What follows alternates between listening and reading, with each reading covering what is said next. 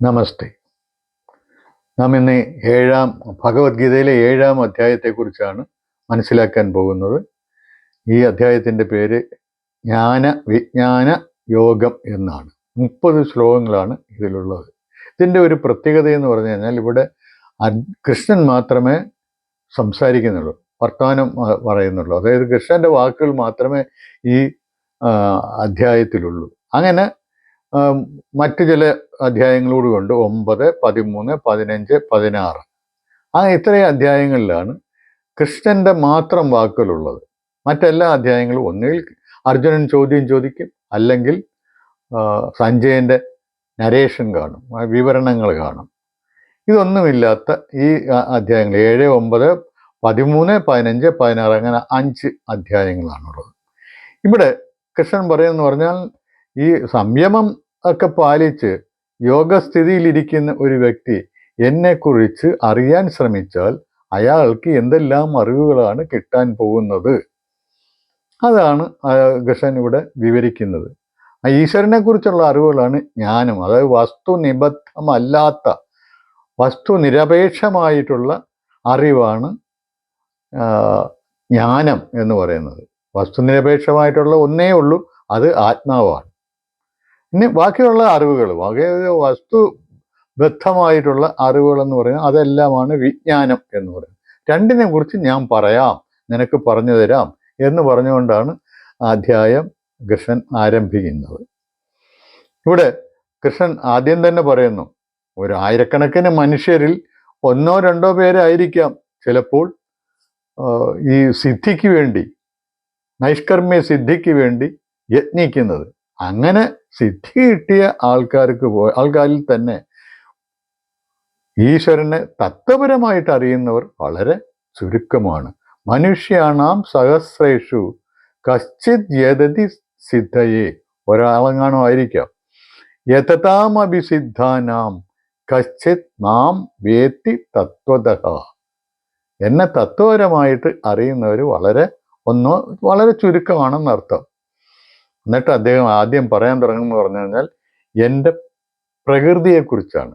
ഞാൻ ഏത് ഉപാധിയിലൂടെയാണോ ഈ ഭൗതിക പ്രപഞ്ചത്തിൽ അവതരിച്ചിരിക്കുന്നത്, എന്നെ തന്നെ, എൻ്റെ ശക്തികളെ ഞാൻ അവതരിപ്പിച്ചിട്ടുള്ളത്, ആ ഭൗതിക പ്രകടനത്തിനുള്ള ഉപാധിയാണ് പ്രകൃതി എന്ന് പറയുന്നത്. ആ പ്രകൃതിയെക്കുറിച്ചാണ് ഇവിടെ ആദ്യം അദ്ദേഹം പറയുന്നത്.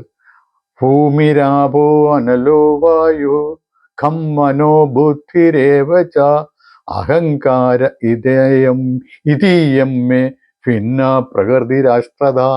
അഷ്ട്രത എന്ന് പറയുന്നത് 8 തരത്തിലുള്ള പ്രകൃതി എനിക്കുണ്ട്. അത് ഏതൊക്കെയാണ്? അത് പഞ്ചഭൂതങ്ങളാണ് 1. അപ്പോൾ അത് 5 എണ്ണമായി.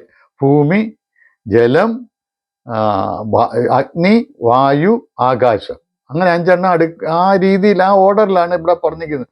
ഭൂമി, ആപോ, അനലോ, വായു, ഖം. പിന്നെ മനോബുദ്ധി, അഹങ്കാരം, ഈ 3 എണ്ണം. അത് അന്തർക്കരണങ്ങളിൽ 3 അതും ഈ ശരീരത്തെ ആസ്പദമാക്കി നിലനിൽക്കുന്നതാണ്. അതുകൊണ്ടാണ് അതും ഇതിൻ്റെ കൂടെ പറയുന്നത്. ഇയം മേ ഭിന്ന പ്രകൃതി രാഷ്ട്രത, എൻ്റെ വ്യത്യസ്തമായിട്ടുള്ള 5 തരത്തിലുള്ള പ്രകൃതിയാണിത്. ഇതെല്ലാം അപരമായിട്ടുള്ള പ്രകൃതിയാണ്. ഇയം ഇതസ്തു അന്യാം, ഇതിൽ നിന്ന് വ്യത്യസ്തമായിട്ടുള്ള ഒരു പ്രകൃതിയും കൂടെ എനിക്കുണ്ട്. ഇതസ്തു അന്യാം പ്രകൃതിം വിധി മേ പരാം അതായത് ശ്രേഷ്ഠമായ മറ്റൊരു പ്രകൃതി കൂടി എനിക്കുണ്ട്, ഇതിൽ നിന്ന് അന്യമായിട്ടുള്ളത്. ജീവഭൂതാം മഹാബാഹു യയേധം ധാര്യതേ ജഗത്. ഏതിനാലാണോ ഈ ജഗത്ത് ധരിക്കപ്പെടുന്നത്, അത് ജീവഭൂതമായിട്ടുള്ള പ്രകൃതിയാണ്. ജീവഭൂതം അതായത് ജീവികളെ നിലനിർത്തുന്ന, ജീവികൾക്ക് കാരണഭൂതമായിട്ടുള്ള ആ പ്രകൃതിയാണ്. അത് പരാപ്രകൃതിയാണ്, ശ്രേഷ്ഠമായി, ഇതിൽ നിന്ന് വ്യത്യസ്തമായിട്ടുള്ള ശ്രേഷ്ഠമായ പ്രകൃതിയാണ്. അതാണ് ഇതിനകത്ത് പറയുന്നത്. ഇതിനകത്തുനിന്ന് ഏതാണ് ആ ഉദ്ദേശിക്കുന്ന പ്രകൃതി എന്നുള്ളതിനെ കുറിച്ച് നമുക്ക് ഇതിനകത്തൊന്ന് മനസ്സിലാക്കുക. എന്ന് വെച്ചാൽ അന്ധക്കരണങ്ങൾ എന്ന് പറഞ്ഞാൽ 4 എണ്ണമാണ്.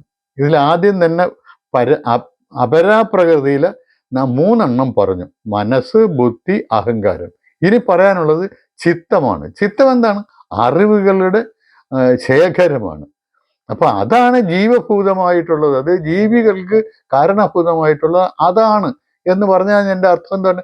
ജീവസൃഷ്ടിക്ക് ആവശ്യമായുള്ള അറിവുകൾ എല്ലാം അതിനകത്താണ് അടങ്ങിയിരിക്കുന്നത്. അതാണ് പരാപ്രകൃതി. ജീവഭൂതമായിട്ടുള്ളതെന്ന് പറഞ്ഞാൽ എന്താണ്? ഓരോ ജീവികളുടെയും സ്വഭാവ വിശേഷങ്ങൾ, വ്യത്യസ്തമായിട്ടുള്ള സ്വഭാവ വിശേഷങ്ങളെ സംബന്ധിച്ചുള്ള അറിവുകൾ സൂക്ഷ്മമായ നിലയിൽ അടങ്ങിയിരിക്കുന്നത് ഈ ചിത്തത്തിലാണ്. അപ്പൊ അതുകൊണ്ട് അതും പ്രകൃതി തന്നെയാണ്. പക്ഷെ അറിവായതുകൊണ്ട് അത് ശ്രേഷ്ഠമായ പ്രകൃതിയാണ്. ആ അറിവിന്റെ അടിസ്ഥാനത്തിലാണ് വ്യത്യസ്തമായിട്ടുള്ള അനന്തമായിട്ടുള്ള ജീവജാലങ്ങൾ ഈ പ്രപഞ്ചത്തിൽ ഉണ്ടായിട്ടുള്ളത്. അതാണ് ഇവിടെ പറയുന്നത്, ജീവഭൂതാം മഹാബാഹു യേദം ധാര്യതേ ജഗത്. അപ്പം ഏതിനാലാണോ ഈ ജഗത്ത് ധരിക്കപ്പെടുന്നത്, ഈ വസ്തുക്കളെല്ലാം ഓരോന്നും ഏതൊക്കെ രീതിയിൽ ഉണ്ടാകണം? ജീവഭൂതവുമാണ്. പക്ഷെ എല്ലാ വസ്തുക്കളും, ഏത് വസ്തുക്കളും ഏതെല്ലാം രീതിയിൽ ഉണ്ടാകണം എന്നുള്ളതിനെ കുറിച്ചുള്ള ഫോമുല, അതിനെക്കുറിച്ചുള്ള അറിവ്, അതിനെക്കുറിച്ചുള്ള മറ്റേ നമ്മൾ ഈ ജീനോം എന്നൊക്കെ പറയുന്ന ജീവികൾക്കുള്ളത്, മറ്റ് വസ്തുക്കൾക്കുള്ളതും അതുപോലെ തന്നെയുള്ള അറിവുകളാണ് അതിനകത്ത് അടങ്ങിയിരിക്കുന്നത്. അപ്പൊ ആ അറിവുകൾ കൊണ്ടാണ് ഈ പ്രപഞ്ചം, ആ അറിവുകൾ ഉപയോഗിച്ചാണ്, അറിവുകളുടെ അടിസ്ഥാനത്തിലാണ് ഈ പ്രപഞ്ചം അവതരിപ്പിക്കപ്പെട്ടിട്ടുള്ളത്.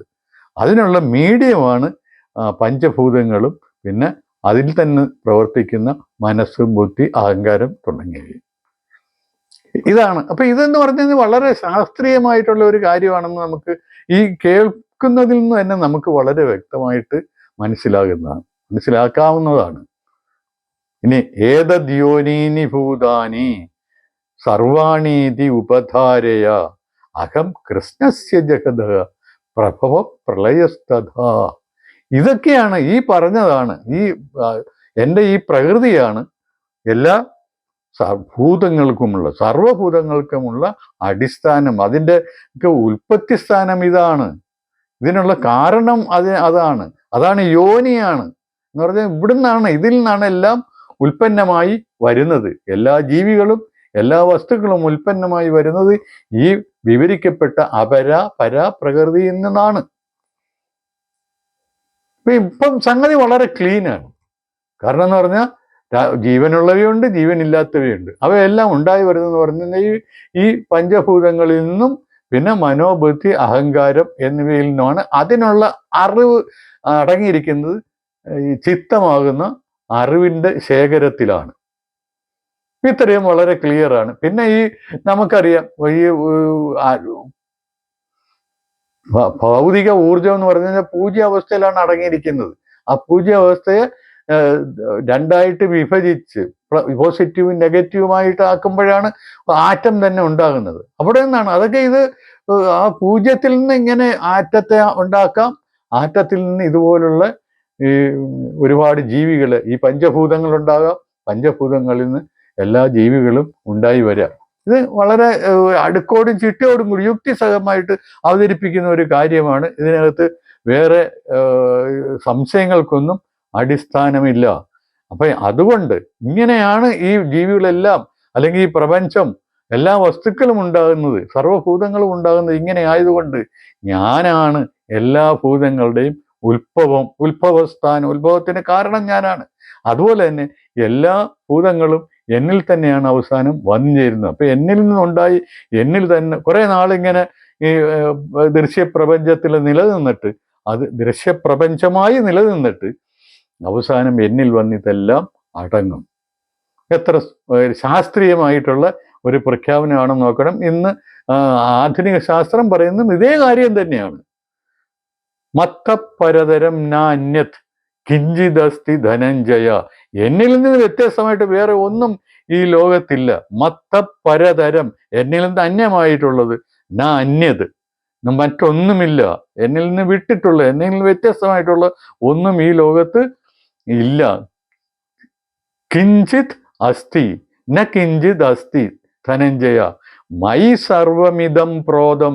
എന്നിലെല്ലാം ബന്ധിപ്പിച്ചിരിക്കുന്നു, എന്നിലെല്ലാം കൊരുക്കപ്പെട്ടിരിക്കുന്നു. അതാണ് പ്രോതം എന്ന് പറഞ്ഞാൽ. അതാണ് മൈ സർവമിതം പ്രോതം സൂത്രേ മണിഗണ ഇവ. മണിഗണങ്ങൾ, അതായത് മണികൾ എന്ന് പറഞ്ഞാൽ എന്താണ്? നമ്മുടെ ഈ പളുങ്ക് മണികൾ എന്നൊക്കെ നമ്മൾ പറയത്തില്ലേ?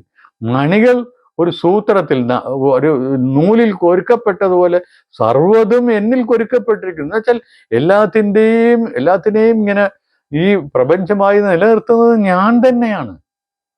എല്ലാം എന്നിലാണ് സ്ഥിതി ചെയ്യുന്നത്, എന്നിലാണ് അടിസ്ഥാനമാക്കിയിട്ടുള്ളത്, എന്നിൽ നിന്നുണ്ടായതാണ് ഇവയെല്ലാം എന്നർത്ഥം. ഇത് 7 ശ്ലോകമാണ്. മത്ത പരതരം നാന്യത് കിഞ്ചിദസ്തി ധനഞ്ജയ മൈ സർവമിതം പ്രോതം സൂത്രേ മണിഗണ ഇവ. ഇനി പിന്നെ പറയുന്നു, ഓരോ ഈ ഭൂമിയിലെ ഓരോ വസ്തുക്കളെയും എടുത്തിട്ട് അതെല്ലാം ഞാനാണെന്ന് പറഞ്ഞുകൊണ്ടിരിക്കുക. രസോഹം അപ്സു എന്ന് വെച്ചാൽ വെള്ളത്തിന്റെ രസം ഞാനാണ്. പ്രഭാസ്മി ശശി സൂര്യയോഹോ, ശശി ചന്ദ്രന്റെയും സൂര്യന്റെയും പ്രകാശം ഞാൻ തന്നെയാണ്. സർവവേദേഷു പ്രണവ ശബ്ദ, പ്രണവ സർവഭൂതേഷു ശബ്ദ ഖേ പൗരുഷം നൃഷു. അത് പ്രണവമാണ് ഞാൻ. എല്ലാ വേദങ്ങളിലും വെച്ചുള്ള അതിന്റെ സത്താണ് പ്രണവം എന്ന് പറയുന്നത്.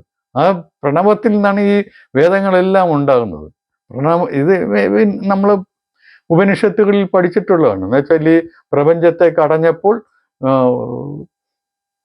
വേദങ്ങൾ കിട്ടി, വേദങ്ങളെ കടഞ്ഞപ്പോൾ വ്യാഹൃതികൾ കിട്ടി, വ്യാഹൃതികളെ കടഞ്ഞപ്പോൾ ഓങ്കാരം, പ്രണവം കിട്ടി. അപ്പം പ്രണവമാണ് ഇതിന്റെ എല്ലാം വിത്ത്. അപ്പൊ അങ്ങനെ സർവവേദേഷു പ്രണവ ശബ്ദ ഖേ, ആകാശത്തിലെ ശബ്ദം ഞാനാണ്. പൗരുഷം നൃഷു, നരന്മാരിലെ പൗരുഷവും ഞാനാണ്. പൗരുഷം എന്ന് പറഞ്ഞു കഴിഞ്ഞാൽ ഇവിടെ സ്ത്രീയുടെ കാര്യം പറയുന്നില്ല എന്നൊരു പരാതി വേണ്ട. കാരണം നമ്മൾ പൗരുഷൻ എന്ന് പറഞ്ഞാൽ പ്രകൃതിയും പുരുഷനും രണ്ടും ചേർന്നതാണ് ഓരോ ജീവിയും ഓരോ വസ്തുവും. അതിൽ പുരുഷൻ എന്ന് പറയുന്നത് ആത്മാംശമാണ്. ആ ആത്മാംശം ഞാനാണെന്ന് പറയുന്നതെന്നുള്ളതേ ഉള്ളൂ. പ്രകൃതി എന്ന് പറയുന്നത് ഭൗതികാംശം. ഇത് രണ്ടും ചേർന്നതാണ് എല്ലാ വസ്തുക്കളും, എല്ലാ ജീവികളും അത് രണ്ടും ചേർന്നതാണ്. അപ്പൊ അതുകൊണ്ട് അവിടെ സ്ത്രീയെ ഒറ്റപ്പെടുത്തി അവര് ഒരു വളരെ നെഗ്ലക്റ്റ് ചെയ്തു എന്നുള്ള പരാതിയൊക്കെ ഒന്നും അവരുടെ അവസ്ഥാനമില്ല. ഇതാണ് ഉദ്ദേശിക്കുന്നത്. ജീവനം സർവഭൂത, അടുത്ത ശ്ലോകത്തിൽ പറയുന്നുണ്ട് ജീവനം എല്ലാ ജീവികളിൽ എവിടെയെങ്കിലും ജീവനുണ്ടെങ്കിൽ അത് ഞാൻ തന്നെയാണ്, എന്നിൽ നിന്നാണ് ആ ജീവനും ഉണ്ടായിട്ടുള്ളത്. ബീജം മാം സർവഭൂതാനാം, അടുത്ത ശ്ലോകത്തിൽ പറയുന്നു എല്ലാത്തിൻ്റെയും ബീജം ഞാനാണ്. ശാശ്വതമായ ബീജം, സനാതനമാണ് ഈ ബീജം, ഇതിനൊരു മാറ്റവും. ആ ബീജം ഞാൻ തന്നെയാണ്. എന്നുവെച്ചാൽ ആത്മാവിൽ ഇതെല്ലാം സനാതനമായി കുടികൊള്ളുന്നതാണ്. അനുകൂലമായ സന്ദർഭം വരുമ്പോൾ ഇതിനെയെല്ലാം ഭൗതിക പ്രപഞ്ചത്തിൽ അവതരിപ്പിക്കുകയാണ് ആത്മാവ് ചെയ്യുന്നത്. ഇതാണ് ഇതിനകത്ത്. ഇതൊക്കെ വളരെ ശാസ്ത്രീയമായിട്ടുള്ള കാര്യങ്ങളാണ് ഇവിടെ അവതരിപ്പിക്കപ്പെടുന്നത്. ഈ കാര്യങ്ങളാണ് ആത്മാവിനെ അറിയാൻ ശ്രമിക്കുന്നവർ യഥാർത്ഥത്തിൽ അറിയേണ്ടത്. അല്ലെങ്കിൽ അവര് അറിയുകയാണെങ്കിൽ അവർ ഇതാണ് അറിയുന്നത് എന്നാണ് ഇവിടെ. അതാണ് ജ്ഞാനവിജ്ഞാനം യോഗം. ജ്ഞാനത്തെക്കുറിച്ചും വിജ്ഞാനത്തെക്കുറിച്ചും എന്തറിയാൻ പോകുന്നു എന്നുള്ളതാണ് ഇവിടെ പറയുന്ന കാര്യം, വിശദീകരിക്കുന്ന കാര്യം. ഇതൊക്കെയാണ് അറിയുന്നത്. ഇപ്പൊ ഇങ്ങനെ വിവിധ വസ്തുക്കളായിട്ട് വിവിധ ഭൗതിക വസ്തുക്കളായിട്ട് നമ്മൾ ഈ പ്രപഞ്ചത്തിൽ കാണുന്നതെല്ലാം എന്താണ്? ഗുണങ്ങളുടെ ഭാവം, ത്രിഗുണങ്ങളുടെ വിവിധ ഭാവങ്ങളാണ്. ത്രിഗുണങ്ങളുടെ പ്രകൃതിയുടെ വിവിധ ഭാവങ്ങളാണെന്ന് പറഞ്ഞാൽ മതി. പ്രകൃതി എന്ന് പറഞ്ഞാൽ ത്രിഗുണങ്ങൾ ചേർന്നതാണ്. അപ്പം ത്രിഗുണങ്ങളുടെ കുറച്ചുകൂടെ വിശദമാക്കണം, കുറച്ചുകൂടെ ഒന്ന് അടുത്ത പടിയിൽ ഒരു വിശകലനം കൂടെ നടത്തുകയാണ്. എന്ന് വെച്ചാൽ പ്രകൃതി എങ്ങനെയാണ് ഈ പ്രപഞ്ചത്തിൽ പ്രവർത്തിക്കുന്നത്? ത്രിഗുണങ്ങളായിട്ടാണ്. അങ്ങനെയാണ് അവ സ്വയം വിഭജിക്കുന്നത്. അപ്പം അങ്ങനെ ത്രിഗുണങ്ങളായി മാറുമ്പോൾ എല്ലാ വസ്തുക്കളിലും ഈ 3 ഗുണങ്ങളുകൊണ്ട് അവയുടെ അനുപാതം വ്യത്യസ്തമായിരിക്കും എന്നുള്ളത് മാത്രമേ ഉള്ളൂ.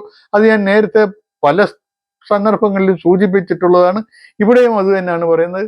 ഈ കാണുന്നതെല്ലാം സാത്വികമായിട്ടുള്ള ഭാവങ്ങളാകാം, രാജസമായിട്ടുള്ള ഭാവങ്ങളാകാം, അത് താമസമായിട്ടുള്ള ഭാവങ്ങളാകാം. ഇതെല്ലാം എന്നിൽ നിന്നാണ് ഉണ്ടാകുന്നത്. അത് നീ മനസ്സിലാക്കണം. അതായത് ഇതിന്റെ എല്ലാം ഉറവിടം ഞാൻ തന്നെ, ആദ്യം പറഞ്ഞു കഴിഞ്ഞു. എന്നിൽ നിന്ന് വ്യത്യസ്തമായിട്ടൊന്നുമില്ല.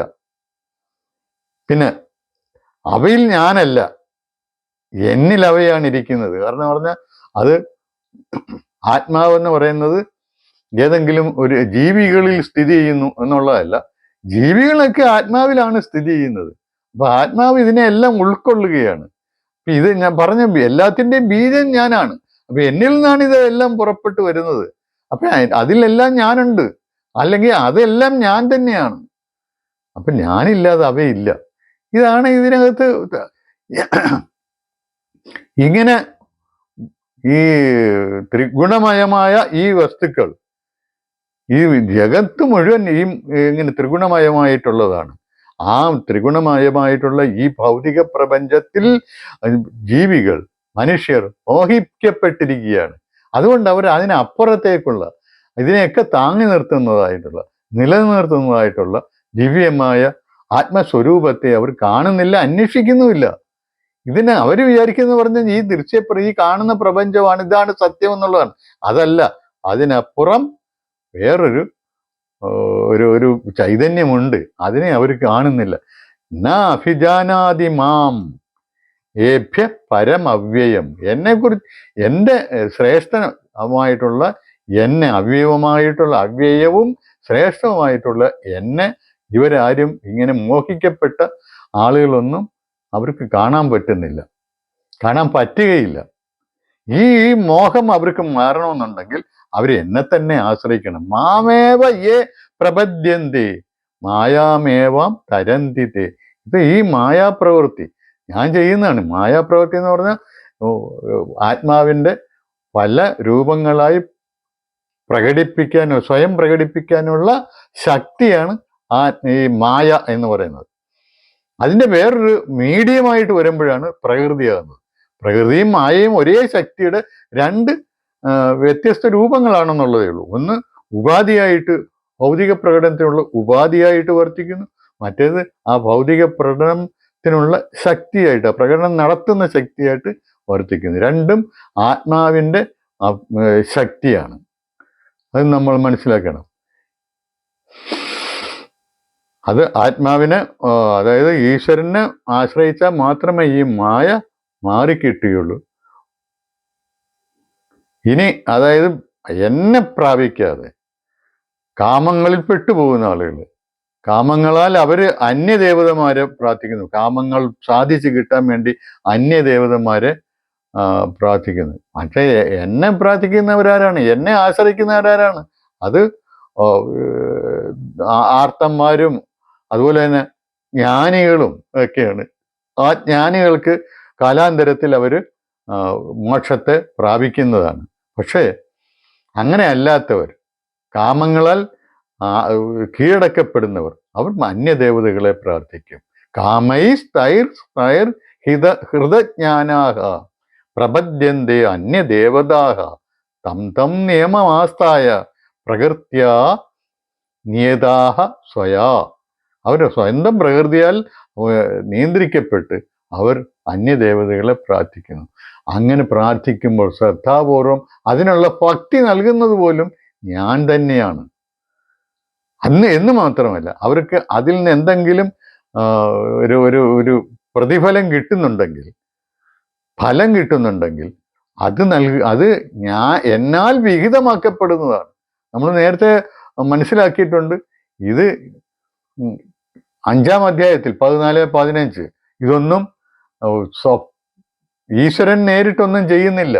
ഈശ്വരൻ കർമ്മഫല സംയോഗം നടത്തുന്നില്ല. സ്വഭാവസ്തു പ്രവർത്തതയെന്ന് നമ്മൾ 5-14 പഠിച്ചതാണ്. ആ 5-14 പഠിച്ച സ്വഭാവസ്തു, അത് അങ്ങനെ ആ സ്വഭാവം അനുസരിച്ച് വിഹിതമാക്കപ്പെട്ടിട്ടുള്ള ഇന്ന ഒരു കർമ്മങ്ങൾ ചെയ്താൽ അതിന് ഇന്ന ഫലം എന്ന് ആ ഭൗതിക പ്രപഞ്ചത്തിൽ വിഹിതമാക്കപ്പെട്ടിട്ടുണ്ട്. ആ ഫലമേ കിട്ടൂ. അതാണ് ഇവിടെ ഊന്നി പറയുന്നത്. എന്നാൽ വിഹിതമാക്കപ്പെട്ട കർമ്മഫലങ്ങളാണ്, കാമങ്ങളാണ് അവർക്ക് ലഭിക്കുക. അല്ലാതെ വേറെ ഒന്നും അവർ ഏത് ദേവനെ പ്രാർത്ഥിക്കുന്നു ആ ദേവനെടുത്ത് പ്രത്യേകിച്ച് എന്തെങ്കിലും നൽകുന്നില്ല. അവർക്ക് ആ ദേവന്മാർക്ക് അങ്ങനെ ഒരു ശക്തിയില്ല. ഈ ദേവന്മാരെല്ലാം ഉണ്ടായത് ആത്മശക്തിയിൽ നിന്നാണ്. ആത്മാവിൽ നിന്നാണ് എല്ലാ ദേവന്മാരും ഉണ്ടായിട്ടുള്ളത്. അത് പല ആവർത്തി ഉപനിഷത്തുകളിൽ പറയുന്ന കാര്യമാണ്. അപ്പൊ ഇത് ഈ അന്യദേവതമാരെ പ്രാർത്ഥിച്ചാലും കിട്ടുന്നത് ഈ ആത്മശക്തി, അതായത് ആത്മസ്വരൂപൻ, അതായത് ഇവിടെ കൃഷ്ണൻ ആത്മാവായിട്ടാണ്, ആത്മസ്വരൂപനായിട്ടാണ് കൃഷ്ണനെ ഭഗവത്ഗീതയിൽ അവതരിപ്പിച്ചിട്ടുള്ളത്. അതുകൊണ്ട് ഞാൻ എന്ന് കൃഷ്ണൻ പറഞ്ഞ അതിൻ്റെ അർത്ഥം ആത്മാവ് എന്ന് തന്നെയാണ്. അപ്പൊ ആ ആത്മാവ് വിഹിതമാക്കിയ കാമങ്ങളെ ഏത് ദേവത പ്രാർത്ഥിച്ചാലും കിട്ടുകയുള്ളൂ. അതാണ് ഇവിടെ വളരെ വ്യക്തമായിട്ട് പ്രഖ്യാപിച്ചിരിക്കുന്നത്. അതാണ്. ഇനി അങ്ങനെ കിട്ടുന്ന കാമങ്ങളുടെ സ്വഭാവം എന്താണ്? അതൊക്കെ കുറെ നാളത്തേക്ക് നിലനിൽക്കും, അത് കഴിഞ്ഞ് നശിച്ചു പോകും, അത്ര തന്നെ. അതായത് ക്ഷണികങ്ങളായിട്ടുള്ളവയാണ്. നിത്യമായിട്ടുള്ള ആനന്ദം കിട്ടണമെന്നുണ്ടെങ്കിൽ അത് ആത്മസാക്ഷാത്കാരത്തിൽ കൂടിയേ സാധിക്കൂ. അതാണ് അടുത്ത ഒരു ശ്ലോകത്തിൽ പറയുന്ന അന്തവത്തു ഫലം തേഷാം തദ്ഭവതി അല്പമേധസാം. അങ്ങനെ അല്പബുദ്ധികളായിട്ടുള്ള ആളുകൾക്കാണ് അതൊക്കെ കിട്ടുന്നത്.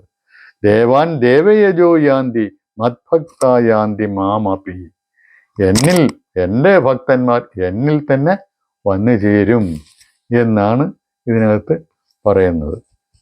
പിന്നെ ഇനി ഒരു കാര്യം, അടുത്ത ഒരു കാര്യം കൂടെ 7:24 ഒരു കാര്യം കൂടെ കൃഷ്ണൻ വളരെ ശക്തമായിട്ട് അവതരിപ്പിക്കുകയാണ്. അവ്യക്തം വ്യക്തിമാപന്നം മന്യന്തേ മാം അബുദ്ധയഃ പരംഭാവം അജാനന്തു മമ അവ്യയം അനുത്തമം. എന്നുവെച്ചാൽ ഞാൻ അവ്യയമായിട്ടുള്ള ഒരു ശക്തിയാണ്.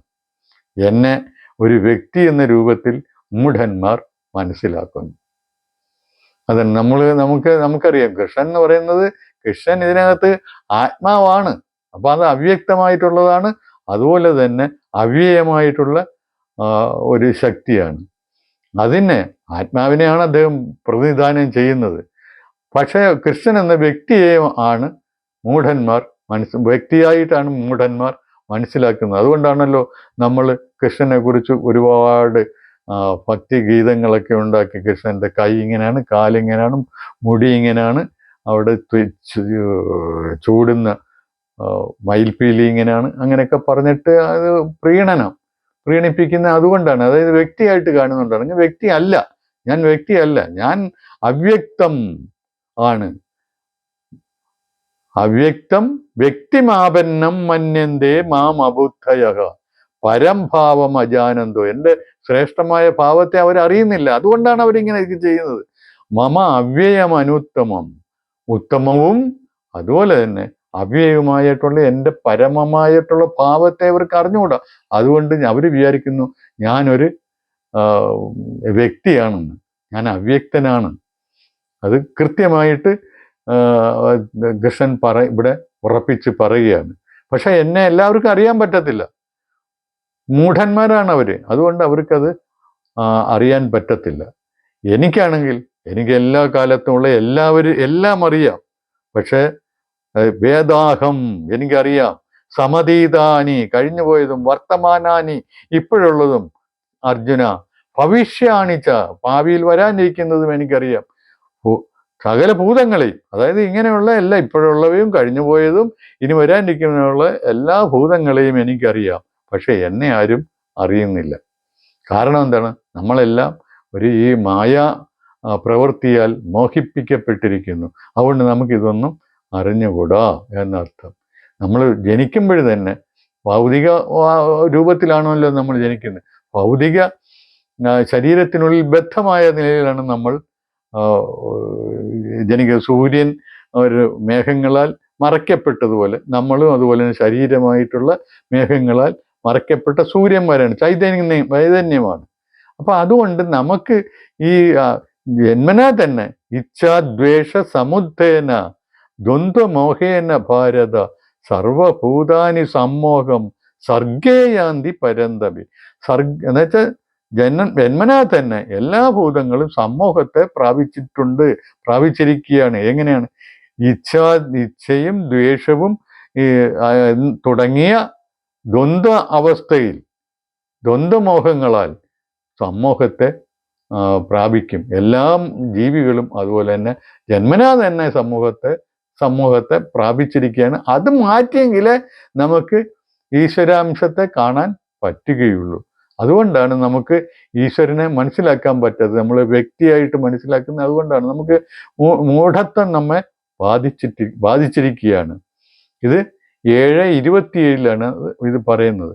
ഇനി അങ്ങനെ ആ മൂഢത്വം മാറ്റിക്കഴിഞ്ഞാൽ നമുക്ക് ഈശ്വരനെ